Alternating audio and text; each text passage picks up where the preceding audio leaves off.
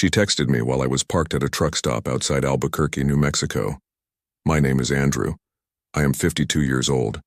For the past 28 years, I have been a long-haul trucker. I drive cross-country routes, sometimes gone for 2 weeks at a time. My wife is named Jessica. We have been married for 22 years. We have no children. She said she never wanted them, and I respected that. I spent most of our marriage on the road, working 12-hour days, sleeping in the cab, and sending money home every month. Jessica stayed in our house in Tucson, Arizona. She told me she was happy. She told me she loved me. I believed her. The text came through at 11 p.m. on a Tuesday. I had just finished a 14-hour drive from Denver, Colorado. My back ached. My eyes burned. I was eating cold fried chicken from a gas station when my phone buzzed. The message read, "I have found my soulmate here. I took everything because I deserve it." I stared at the screen for a long time. I read it again. Then I read it a third time. I did not understand. I called her. She did not answer. I called again. Nothing. I sent a text asking what she meant. She did not reply. I sat in my truck for an hour, trying to make sense of it. Jessica was at a yoga retreat in Sedona, Arizona. She had been there for 5 days. She told me it was a wellness thing. She said she needed to reconnect with herself. I did not argue. I never argued. I just worked. I opened my banking app. My stomach dropped. The joint account was empty. $73,000. Gone. I checked the savings account. Empty. $32,000. Gone. I checked the credit cards. Maxed out. $15,000 in charges. All made in the past 3 days. I sat there in the dark cab, staring at my phone. My hands were shaking. I did not yell. I did not cry. I just sat there. Then I texted her back, "Sure, heal your soul with my money." She did not respond. I called my buddy Vincent. He was a trucker too. We had known each other for 15 years. He answered on the second ring. "What is wrong?" he asked. "Jessica cleaned me out," I said. "What?" "She emptied the accounts. She maxed the credit cards. She is at some yoga retreat in Sedona. She says she found her soulmate." Vincent was quiet for a moment. Then he said, "Do you have a lawyer?" "No." "Get one. Tomorrow. Do not wait." I hung up. I did not sleep that night. I just sat there, staring at the dashboard, trying to figure out where I went wrong. By morning, I knew one thing for certain. Jessica had been planning this. She did not just wake up one day and decide to leave.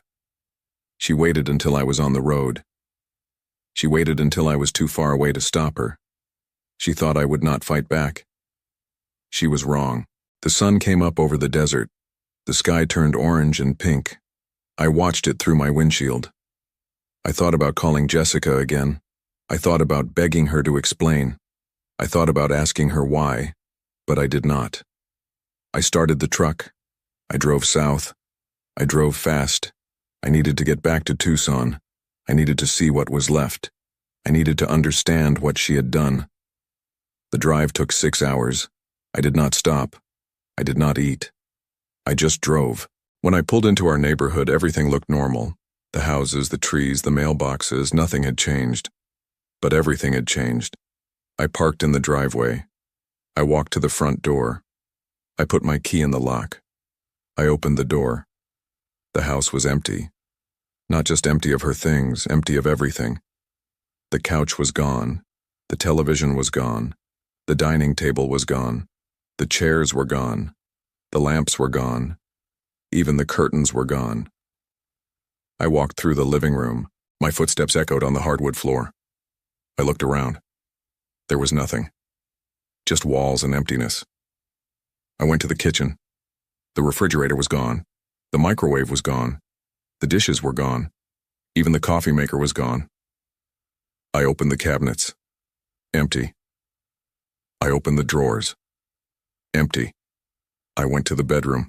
The bed was gone. The dresser was gone. The nightstands were gone. My clothes were piled on the floor in the corner, just a heap of shirts and jeans and socks. I stood there staring at the pile. I did not understand how this had happened. I did not understand how she had done this so quickly. I did not understand how she had taken everything. I went to the garage. My tools were gone. The lawnmower was gone. The shelves were empty. Even the boxes of old photos were gone. I walked back into the house. I stood in the middle of the living room. I looked around. It was like I had never lived here. Like the past 22 years had been erased. I pulled out my phone. I called Vincent. "I am at the house," I said. "She took everything." Everything? Everything. The furniture, the appliances, my tools, the photos, everything. Vincent was quiet. Then he said, "Get out of there. Go to a hotel. Call a lawyer. Do it now." "Okay." "Andrew, listen to me. You need to fight this. You need to fight her. She is counting on you to roll over. Do not give her that." "I will not." I hung up. I walked out of the house. I locked the door behind me. I got in my truck. I drove to a motel on the east side of town. I checked in. I sat on the edge of the bed. My phone buzzed. It was another text from Jessica. "Do not try to contact me. My lawyer will be in touch." I stared at the message. I felt something shift inside me. Not anger, not sadness. Something colder. Something harder. She thought she had won. She had no idea what was coming. Jessica and I met when I was 24. She was 23. I was working for a small trucking company in Tucson. She was a waitress at a diner where I stopped for coffee. She had blonde hair and green eyes. She smiled at me. We talked. I asked her out. She said yes. We got married 2 years later. I was 26. She was 25. It was a small ceremony, just our families. My dad was there. My mom had died 3 years earlier. Jessica's parents did not like me much. They thought I was beneath her. They wanted her to marry someone with a college degree, someone who worked in an office, not a truck driver. But Jessica said she loved me. She said she did not care what they thought. I believed her. For the first few years, things were good. I worked long hours. She worked part-time at a boutique. We bought a house in Tucson. Nothing fancy. Just a small 3-bedroom place with a backyard. I paid the mortgage. I paid the bills. I paid for everything. Jessica stopped working after 5 years. She said she wanted to focus on herself. She started doing yoga. She joined a book club.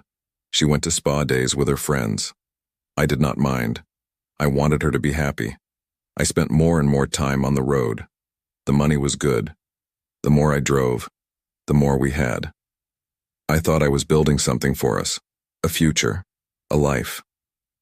But Jessica was never satisfied. She always wanted more. A bigger house, a nicer car, expensive vacations. I worked harder. I drove longer routes. I stayed away for weeks at a time. She never complained. She never asked me to stay home. She just spent the money. Looking back, I see the signs, the little things I ignored. 3 years ago, she started going to retreats, yoga retreats, meditation retreats, wellness weekends. She said they helped her feel centered. I did not question it. I just paid for them. 2 years ago, she stopped calling me when I was on the road. She used to call every night. We would talk for an hour. Then the calls became shorter. Then they stopped altogether. She said she was busy. She said she needed space. I let it go. I thought she was just going through something.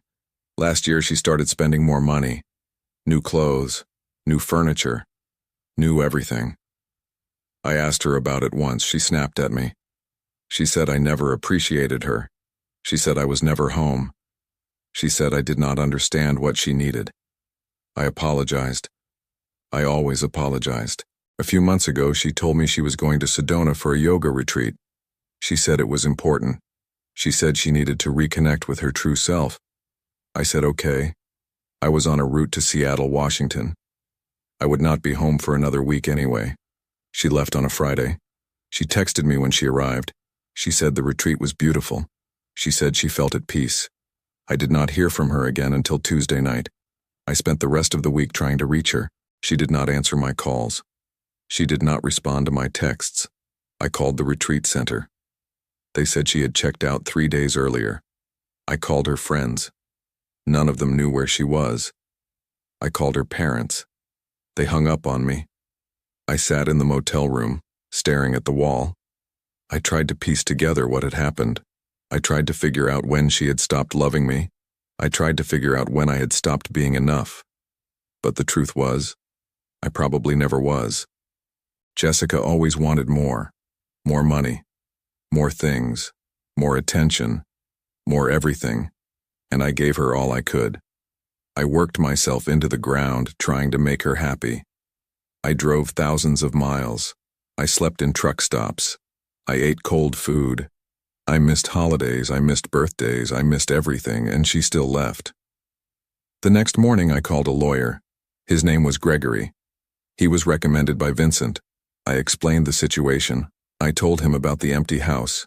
I told him about the bank accounts. I told him about the text message. Gregory listened. He did not interrupt. When I finished, he said, "Come to my office this afternoon.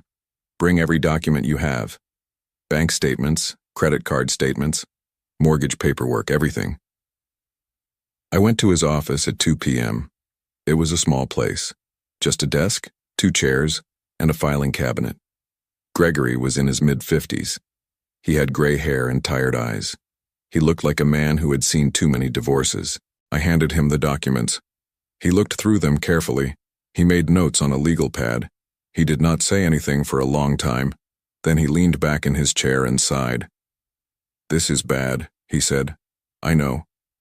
She emptied the accounts. She maxed the credit cards. She took everything from the house, and she did it all while you were on the road. That shows premeditation. Can we get it back? Maybe. But we need to move fast. We need to file an emergency motion. We need to freeze whatever assets she has. We need to prove she acted in bad faith. How do we do that?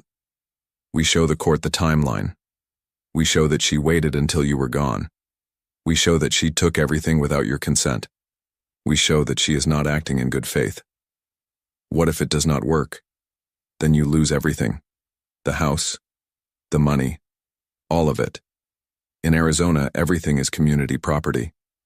But if we can prove she acted maliciously, the court might rule in your favor. I nodded. What do I need to do? Nothing. Just let me handle it. Do not contact her. Do not respond to her texts. Do not engage.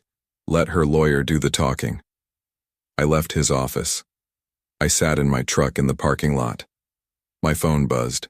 It was another text from Jessica. "I know you are angry, but this is what I need. I hope you can understand."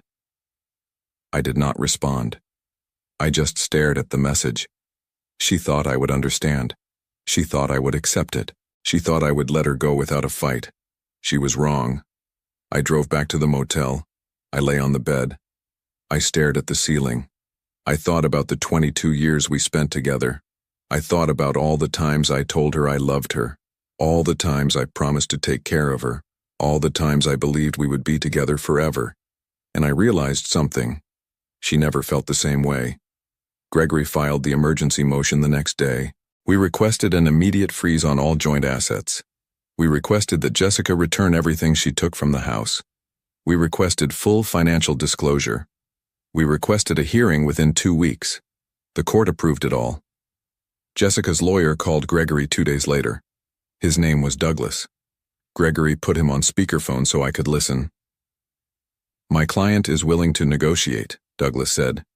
"She does not want this to go to court. She is willing to return some of the items from the house. She is willing to discuss the financial arrangements. But she wants assurances that your client will not make this difficult."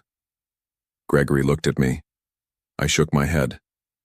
"My client is not interested in negotiating," Gregory said. "Your client stole over $100,000. She emptied the house. She did it all while my client was working. We have evidence of premeditation. If this goes to court, your client will lose everything." Douglas was quiet for a moment, then he said, "That is a very aggressive position." "It is the truth," Gregory said. "Tell your client to return the money. Tell her to return the property, or we will see her in court." Douglas hung up. I looked at Gregory. "Will she do it?" "No," he said. She will fight. But we have the evidence, and when the judge sees it, she will lose. I left the office. I drove around Tucson for a while. I did not have anywhere to go. I just drove. I passed our old neighborhood. I passed the diner where Jessica used to work. I passed the places we used to go together. Everything looked the same, but nothing felt the same. I went back to the motel. I sat on the edge of the bed. My phone buzzed. It was a text from Jessica. "Why are you doing this? I thought we could be adults about this. You are making everything harder than it needs to be." I did not respond. She texted again. "I know you are hurt, but this is not the answer. We can work this out. We do not need lawyers, we do not need court, just talk to me." I turned off my phone. I spent the next 3 days going through every document I had. I pulled up bank statements from the past year. I pulled up credit card statements. I made a list of every charge Jessica made, every withdrawal, every transfer. And I found something. 6 months ago, Jessica started making regular payments to a man named Trevor, $500 a month, every month, for 6 months. I looked him up online. Trevor was a yoga instructor in Sedona. He ran retreats. He had a website. His face was on the homepage. Handsome, tanned, long hair, the kind of guy who called himself a spiritual guide. I called Gregory. "I found something," I said. "What?" "She has been paying a yoga instructor, Trevor, $500 a month, for 6 months. Gregory was quiet for a moment. Then he said, "That is it. That is what we need. She was having an affair. She was planning this for months. We can prove it."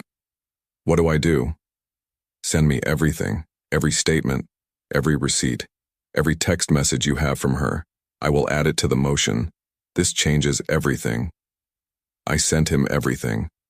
I sat in the motel room staring at my phone. I thought about Jessica. I thought about the 22 years we spent together. I thought about all the times I worked late, drove through the night, slept in truck stops, just to give her the life she wanted. And I thought about how she threw it all away for a man named Trevor. I did not feel angry. I did not feel sad. I just felt cold. The hearing was scheduled for the following week. I wore a clean shirt and jeans. I did not own a suit. I did not think I needed one. Gregory told me it did not matter. The judge would care about the facts, not the clothes. We arrived at the courthouse at 9 a.m. Jessica was already there. She was sitting with Douglas in the hallway. She wore a white dress. Her hair was pulled back. She looked calm. She looked like the victim. She did not look at me. We entered the courtroom. The judge was a woman in her early 60s. Her name was Judge Carolyn. She had short gray hair and sharp eyes. She looked tired but alert. Gregory presented our case first. He showed the bank statements. He showed the credit card statements. He showed the payments to Trevor. He showed the text message Jessica sent me. He showed the evidence that she emptied the house. Judge Carolyn listened. She did not interrupt. She just took notes. Then Douglas presented Jessica's case. He claimed she was emotionally abused. He claimed I was never home. He claimed she felt isolated and alone. He claimed she took the money because she had no other choice. Jessica cried. She dabbed her eyes with a tissue. She looked at the judge and said, "I was scared. I did not know what else to do." I sat there watching her. I did not recognize her. The woman I married would never have done this. The woman I married would never have lied like this. But maybe I never really knew her. Judge Carolyn looked at both of us. Then she said, "I will review the evidence and issue a ruling within 1 week. Until then, the asset freeze remains in place. Neither party is to remove any property or funds without court approval." We left the courtroom. Jessica walked past me without a word. Douglas followed her. Gregory put a hand on my shoulder. "You did good. You stayed calm. That is all that matters." Did we win? We will know in a week. But I think we have a strong case. I drove back to the motel. I sat in the parking lot for a long time. My phone buzzed. It was a text from Jessica. "You humiliated me in front of the judge. I will never forgive you for this." I did not respond. She texted again. "You are going to regret this. My lawyer says we can still win. And when we do, you will have nothing." I turned off my phone. I sat there in the truck. I thought about everything that had happened. I thought about the woman I married. I thought about the woman who stood in that courtroom and lied. They were not the same person. Or maybe they were. Maybe I just never saw it. Jessica called me that night. I did not answer. She called again. I let it ring. She left a voicemail. "Andrew, we need to talk. My lawyer says we can settle this quietly. No court, no drama. Just sign the papers and move on. It will be easier for both of us." I deleted the voicemail. She thought I would make it easy for her. She was about to find out how wrong she was. I lay on the motel bed. I stared at the ceiling. I thought about the road ahead. I thought about what I would do if I won. I thought about what I would do if I lost. But one thing was certain. I was not giving up. 1 week later, Gregory called. "We won," he said. I sat up. "What?" "The judge ruled in our favor. She said Jessica acted in bad faith. She said there was no evidence of financial abuse. She said the payments to Trevor proved infidelity. She ordered Jessica to return all the money. She ordered her to return all the property from the house. And she said if Jessica does not comply within 30 days, she will be held in contempt of court." I sat down on the edge of the motel bed. I felt like the air had been knocked out of me. "What does that mean?" I asked. "It means you won. She has to give everything back. The money, the furniture, everything. And if she does not, she goes to jail." I closed my eyes. I did not feel happy. I did not feel relieved. I just felt tired. "What happens now?" "She has 30 days to return everything. If she does not, we file for contempt. The judge will issue a warrant, and she will be arrested." "Will she do it?" "She does not have a choice." I hung up. I sat in the motel room staring at the wall. For the first time in weeks, I felt like I could breathe. But I knew it was not over yet. Jessica called me that night. I answered. "You happy now?" she said. Her voice was sharp. "I am not happy. I am just done. You destroyed me. You took everything from me. You ruined my life. I did not take anything. I took back what was mine, what I worked for, what you stole. I loved you. I gave you 22 years. And this is how you repay me? You loved me? You emptied our accounts, you maxed our credit cards, you ran off with another man. You tried to make me look like the villain. That is not love. That is betrayal." She was quiet for a moment. Then she said, "I never wanted it to be like this." "Then you should not have done it." "I was unhappy. I felt alone. You were never home. I was working. I was providing. I gave you everything you asked for, and it was never enough. You do not understand." "No, I do not. And I do not care anymore. Just return what you took and leave me alone." I hung up. She did not call again. But she also did not return anything. 30 days passed, then 35, then 40. Gregory filed for contempt. The court issued a warrant. The police went to her apartment in Sedona. She was not there. They went to her parents' house in Tucson. She was not there either. She had disappeared. Gregory called me. "She is avoiding the warrant, but she cannot hide forever. Eventually they will find her." "What if they do not?" "They will. And when they do, she will be arrested. She will have to return everything, or she will go to jail." I did not say anything. "Andrew, you did the right thing. She stole from you. She lied. She tried to destroy you. You had every right to fight back." "I know. So why do you sound like you regret it?" I thought about it. Because I spent 22 years with her. I thought I knew her. I thought she loved me. and now I realize none of it was real. Gregory sighed. I am sorry. I know that is hard. But you cannot let her win. You cannot let her make you feel guilty for standing up for yourself. I am not guilty. I am just tired. I understand. But this is almost over. Just hold on a little longer. I hung up.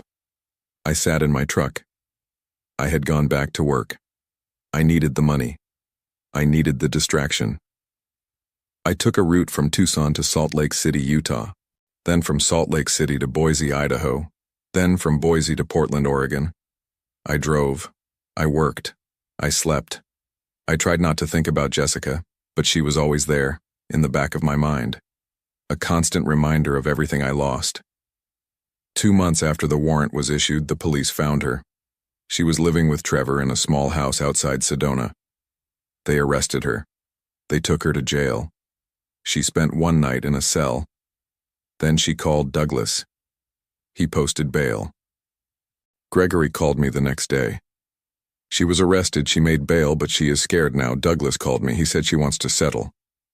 What does she want? She will return the furniture. She will return half the money. She wants to keep the rest. She says she needs it to start over. No. Andrew. No. She took everything. She lied. She tried to destroy me. I want it all back. Every dollar, every piece of furniture, everything. Gregory was quiet for a moment. Then he said, Okay, I will tell Douglas. 3 days later, Jessica's lawyer called again. He said she would return everything.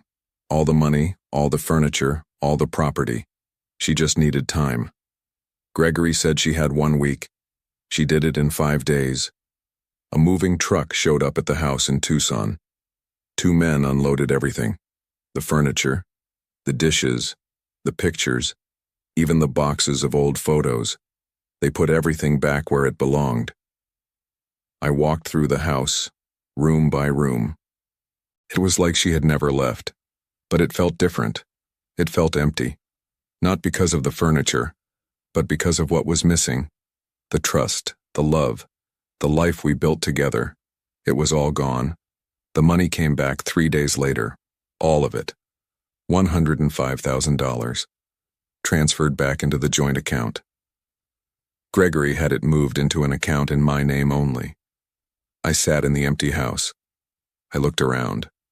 The couch was back. The television was back. The dining table was back. Everything was back. But nothing felt right.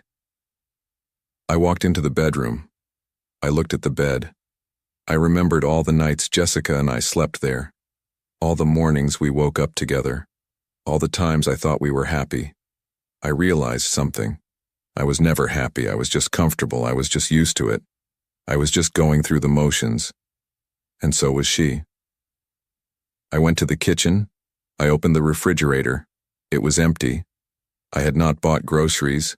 I had not cooked a meal. I had not lived here since she left. I closed the door. I sat at the dining table. I stared at the wall. My phone rang. It was Vincent. How are you doing? He asked. I do not know. Did she return everything? Yes. So you won. I guess. You do not sound happy. I am not. I just feel empty. Vincent was quiet for a moment. Then he said, That is normal. You just went through hell. Give yourself time. How much time? As much as you need. We talked for a while longer. Then I hung up. I sat at the table. I thought about what Vincent said, about giving myself time. But I did not want time. I wanted to move forward. I wanted to rebuild. I wanted to forget. But I did not know how. I spent the next few weeks going through the house. I threw out anything that reminded me of Jessica, her clothes, her books, her yoga mats, her meditation cushions, all of it. I repainted the bedroom. I rearranged the furniture. I bought new sheets, new towels, new everything. I was trying to erase her, trying to make the house mine again, but it did not work. She was still there, in every corner, in every room, in every memory. I realized something. I could not stay here. Not in this house. Not in this city. Not in this life. I needed to start over. I called a realtor. I put the house on the market. It sold in 2 weeks. I took the money and bought a small cabin outside Flagstaff, Arizona. Nothing fancy. Just 2 bedrooms, a kitchen, and a porch with a view of the mountains. It was quiet. It was mine. I kept working. I kept driving. But I took fewer routes. I stayed closer to home. I spent more time in the cabin. I learned how to cook. I learned how to fix things around the house. I learned how to be alone without feeling lonely. Vincent visited me a few times. We sat on the porch drinking beer, watching the sun set over the mountains.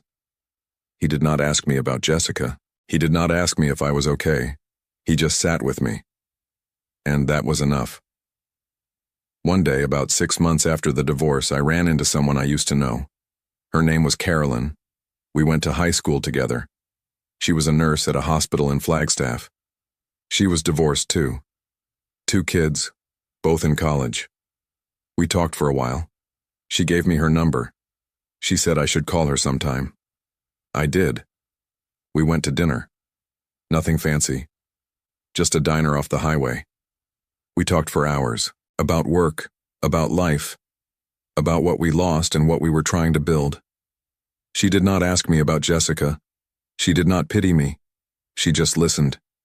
And when I was done talking, she told me her story. About her ex-husband. About the lies. About the pain. We understood each other. We started seeing each other regularly. Not as a couple. Not yet. Just as 2 people who were trying to figure out how to trust again. It was slow. It was careful. But it was real. One night we sat on the porch of my cabin. She looked at me and said, "Do you ever regret it? Fighting back?" I thought about it. No. I regret believing her for so long. I regret ignoring the signs. But I do not regret standing up for myself. She nodded. Good. You should not. What about you? Do you regret your divorce? No. I regret staying as long as I did, but I do not regret leaving. We sat there in silence for a while. Then she said, "You know what I learned?" "What?" "That you cannot make someone love you. You cannot make them stay. All you can do is decide what you are willing to accept, and then live with that decision." I looked at her. "Is that what you are doing? Deciding what you are willing to accept?" She smiled. "I am trying." Me too. We kept seeing each other. Slowly, things between us grew into something more. Not a replacement for what I lost, but something new. Something honest. I never heard from Jessica again after she returned everything. I heard through mutual friends that she and Trevor broke up about 3 months after the divorce. Apparently, he found out she had been lying to him too. She told him she had money. She told him she was going to invest in his yoga business. She told him they were going to build a life together. All lies. When he found out the truth, he kicked her out. She moved back to Tucson. She got a job at a boutique. She was living with her parents again. I did not feel sorry for her. I did not feel anything. She made her choices. She lived with the consequences. And so did I. I spent the next year rebuilding my life. I worked. I spent time with Carolyn. I fixed up the cabin. I made it a home. For the first time in a long time, I felt like myself again.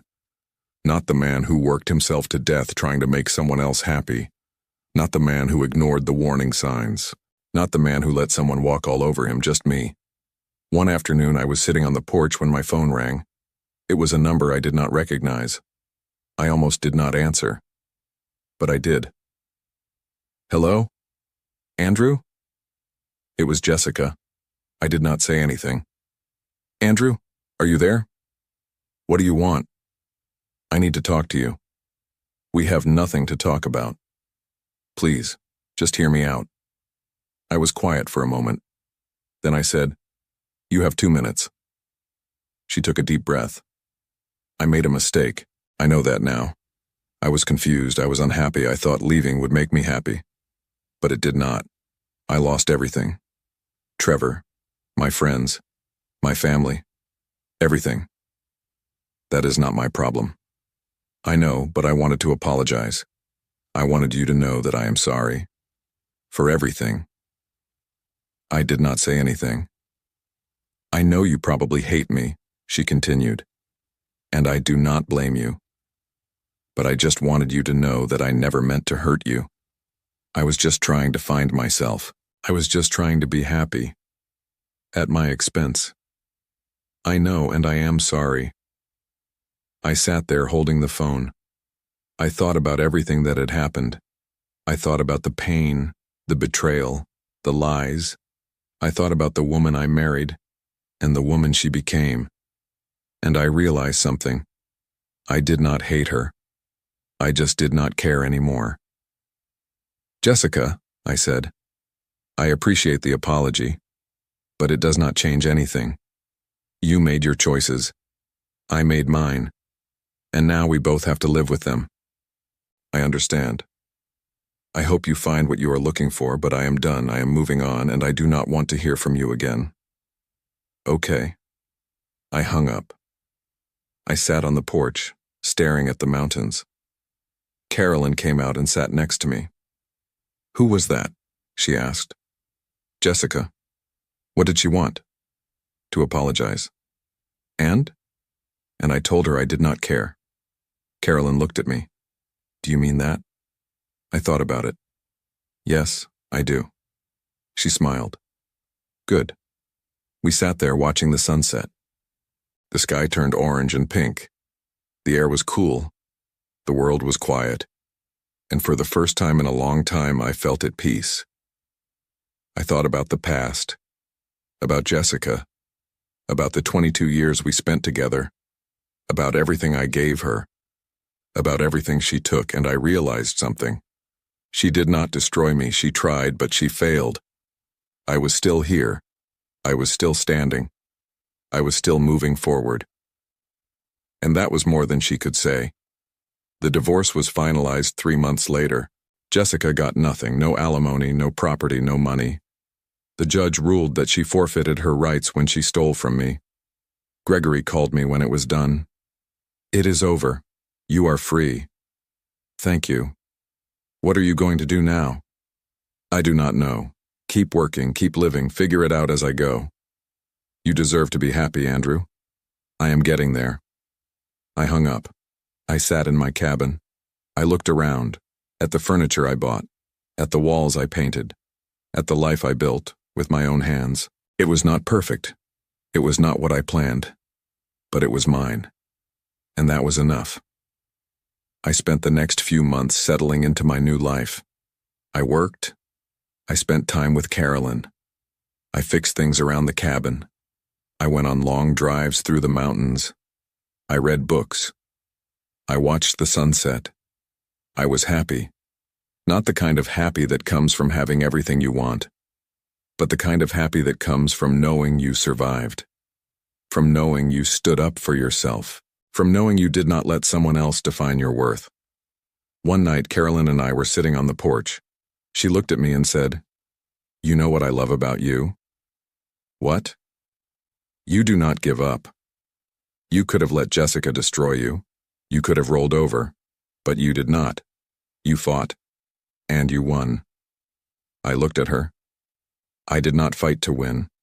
I fought because it was the right thing to do. I know, and that is why I love you. I looked at her. She had said it so casually, like it was the most natural thing in the world. And maybe it was.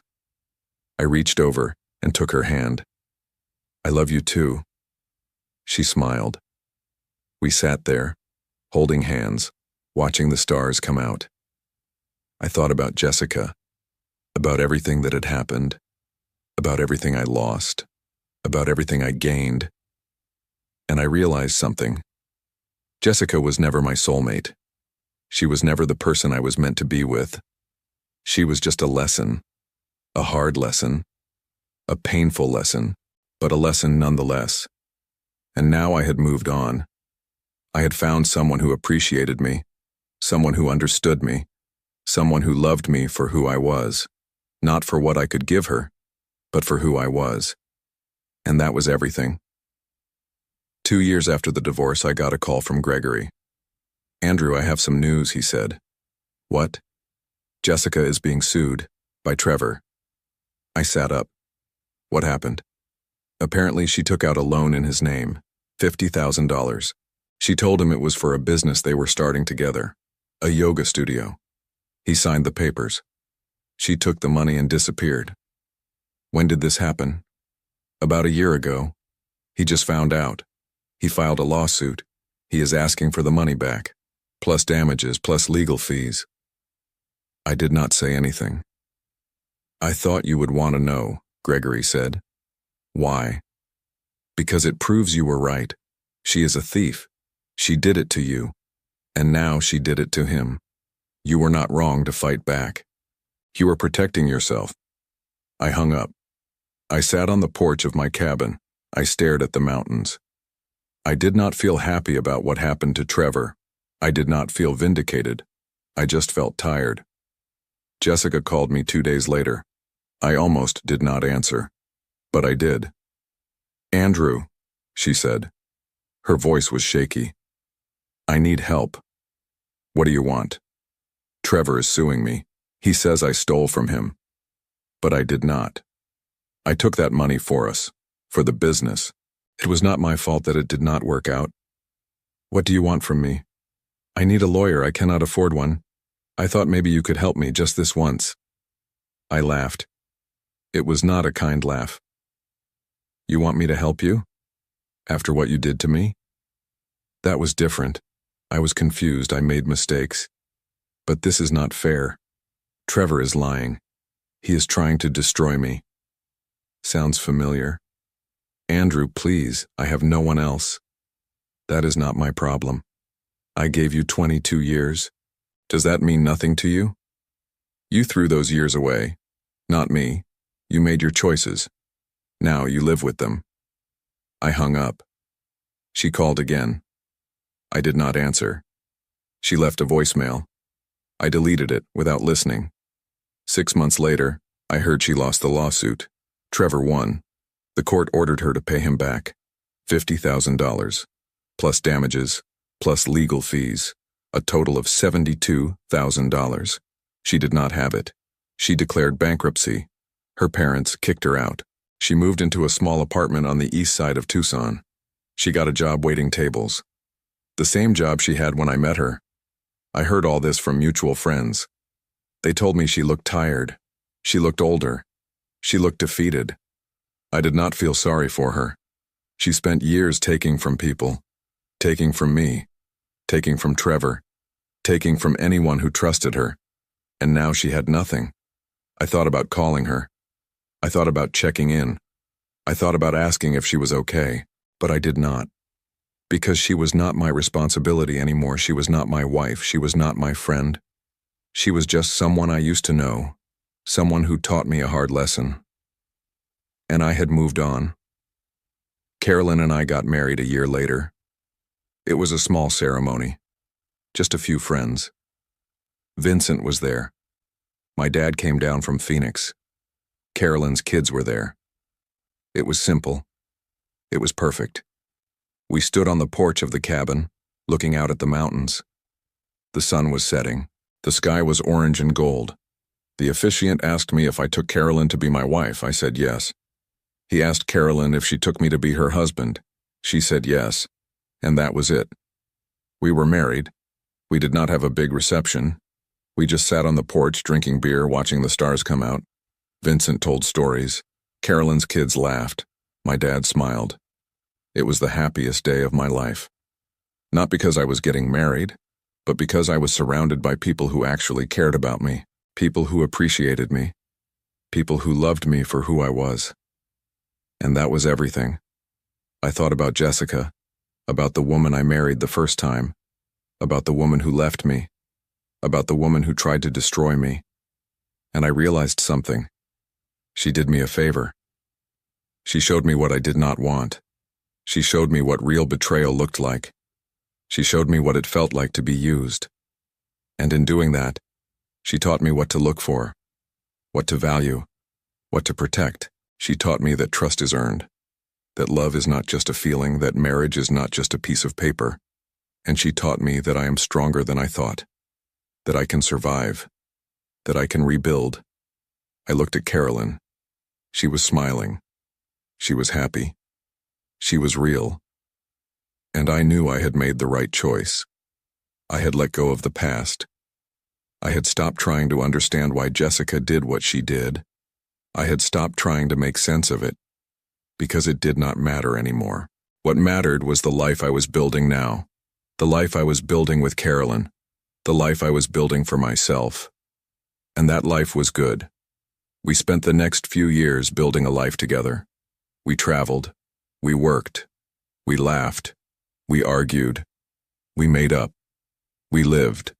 And every day I woke up grateful, grateful that I survived, grateful that I fought back, grateful that I did not let Jessica define me. I was not perfect. I made mistakes. I had bad days. I had moments where I wondered if I could have done things differently. But then I remembered. I did the best I could. I stood up for myself.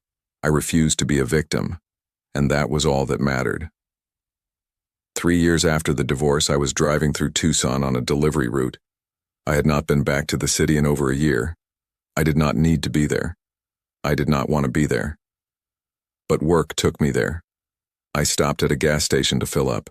I walked inside to grab a coffee. And that is when I saw her. Jessica. She was standing at the counter buying a pack of cigarettes. She looked different, older, thinner. Her hair was shorter. She wore a uniform from a chain restaurant. She looked tired. She did not see me at first. I thought about leaving. I thought about walking out before she noticed. But then she turned, and our eyes met. She froze. I could see the shock on her face, the embarrassment, the shame. I did not say anything. I just walked to the coffee machine. I poured a cup. I walked to the counter. I paid, and I walked out. She followed me. "Andrew," she called. I kept walking. "Andrew, wait." I stopped. I turned around. "What?" She stood there looking at me. She opened her mouth, then closed it, then opened it again. "I just wanted to say hi," she said. "Hi." She looked down. "You look good. You look happy." "I am." "That is good. I am happy for you." I did not say anything. "I heard you got married," she said. "Congratulations." "Thank you." She nodded. She looked like she wanted to say more, but she did not. I turned to leave. "Andrew," she said. I stopped. "I am sorry. For everything. I know I already told you that. But I mean it, I really am sorry." I looked at her. I saw the woman I married, the woman I loved, the woman who destroyed me, and I felt nothing. "I know," I said, "but it does not matter anymore." She nodded. "I understand." I got in my truck. I drove away. I did not look back. That was the last time I saw her. I heard later that she moved to Phoenix. She got a better job. She was trying to start over. I hoped she succeeded. Not for her sake, but because I did not want to think about her anymore. I wanted to move on completely, and I had. The rest of my life unfolded the way it was supposed to. Carolyn and I built a life together. We traveled. We spent time with her kids. We bought a bigger cabin. We made memories. I kept working, I kept driving, but I took fewer long routes. I stayed closer to home. I spent more time with the people I loved. And I was happy. Not because I won, not because Jessica lost, but because I learned. I learned that trust is fragile, that love is not guaranteed, that sometimes the people you think you know the best are the ones who hurt you the most. But I also learned that I am strong, that I can survive, that I can rebuild, and that is worth more than anything Jessica ever gave me. I stood on the porch of my cabin looking out at the mountains. The sun was setting. The sky was orange and gold. Carolyn was inside making dinner. I could hear her humming softly. It was a sound I had grown to love. I thought about Jessica. About the woman I married. About the woman who destroyed everything we built. About the woman who tried to destroy me. And I realized something. She did not win. She thought she could take everything. She thought she could walk away clean. She thought I would just roll over and let her. But I did not. I fought back. I stood up for myself. I took back what was mine. And in the end, she lost everything. Not because I destroyed her, but because she destroyed herself. She lied. She stole. She manipulated. And eventually, it all caught up to her. Trevor sued her and won. The court ruled against her. Her parents disowned her. Her friends abandoned her. She declared bankruptcy and lost everything. She was waiting tables in Tucson, then Phoenix, living in a one-bedroom apartment, struggling to pay her bills. She had nothing. No money, no property, no future. And I had moved on. I had a cabin in the mountains. I had a job I was good at. I had a wife who cared about me. I had a life that was mine. A life I built with my own hands. Jessica tried to take that from me. She tried to break me. She tried to make me believe I was worthless. But she failed. I was stronger than she thought. I was smarter than she thought.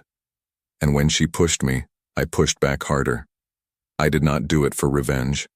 I did not do it to hurt her. I did it to protect myself, to stand up for what was right, to prove that I would not be a victim. And in the end, I won.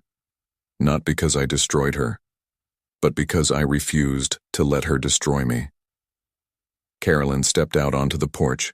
She handed me a beer. She stood next to me looking at the sunset. "Beautiful," she said. "Yeah. What are you thinking about?" "Nothing important." She looked at me. She did not believe me, but she did not push.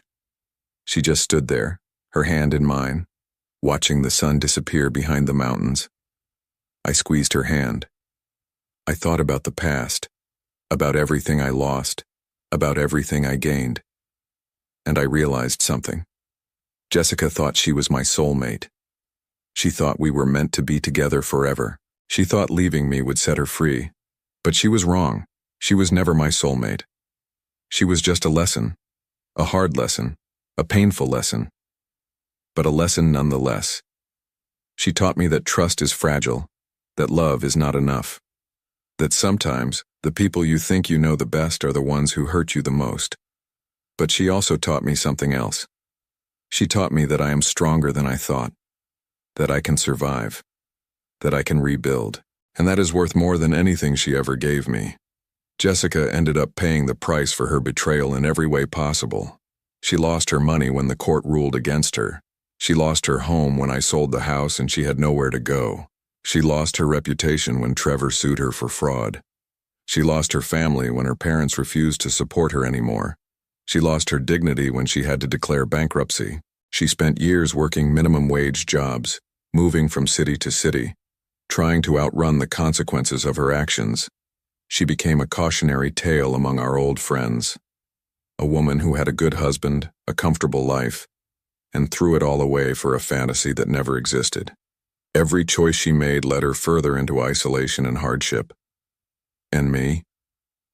I learned that sometimes the best revenge is not revenge at all. It is simply moving on, rebuilding, and refusing to let someone else define your worth.